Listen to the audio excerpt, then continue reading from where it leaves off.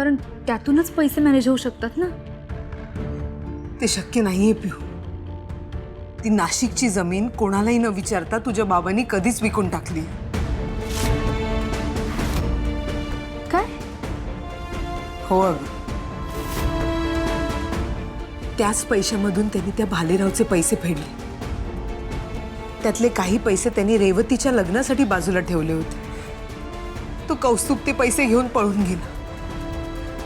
त्यातनं आणखीन काही पैसे शिल्लक आहेत, पण तुझ्या बाबांनी ते कुठे ठेवलेत मला नाही माहित.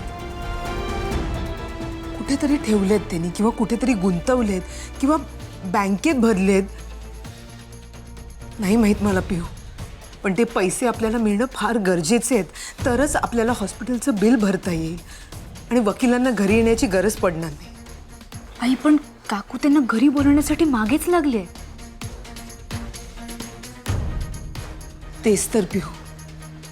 जर सगळ्यांना कळलं ना की सगळ्यांच्या अपरोक्ष तुझ्या बाबांनी ती नाशिकची जमीन विकून टाकली आहे, तर संपलं सगळं. नाही नाही नाही आई, तसं काहीच होणार नाही. तू अजिबात टेन्शन घेऊ नकोस. आई, आपण एक काम करूया. आपण त्या वकिलांना घरी येण्यापासून थांबूया, म्हणजे घरी कोणाला काहीच करणार नाही. नाही ना पिहू, त्यांनी घरी येणं पण तितकंच महत्वाचं आहे. कारण तेच तर आपल्याला सांगतील की आपण दुसरीकडनं कुठून पैसे उचलू शकू. सगळीकडनंच अडकलोय आपण. आई, मग आपण एक करू शकतो. आपण त्यांना फोन करून सांगूया की तुम्ही उद्या आलात की त्या नाशिकच्या जमिनीबद्दल काहीच बोलू नका.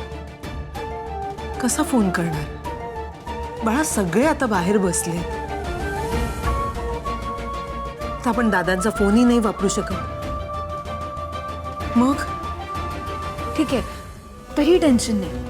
मी एक काम करते, रात्री सगळ्यांची जेवणं झाली आणि सगळे आपापल्या रूम्समध्ये गेले की मी त्यांना फोन करून सगळं सांगते. मग तर झालं. नाही पिहू, तुला उगीच कोणीतरी बघितलं किंवा तुझं बोलणं ऐकलं तर नाही, मला भीती वाटते. आई आई, तसं काहीच होणार नाही. मी रात्री उशिरा फोन करते, म्हणजे कोणालाच कळणार नाही. आणि अगदी सावधपणे फोन करेन मी. ठीक आहे आई, सगळं ठीक होईल. तू अजिबात टेन्शन घेऊ नकोस. पैसेही मॅनेज होतील, बाबाही घरी येतील आणि घरी कोणाला काहीच कळणार नाही.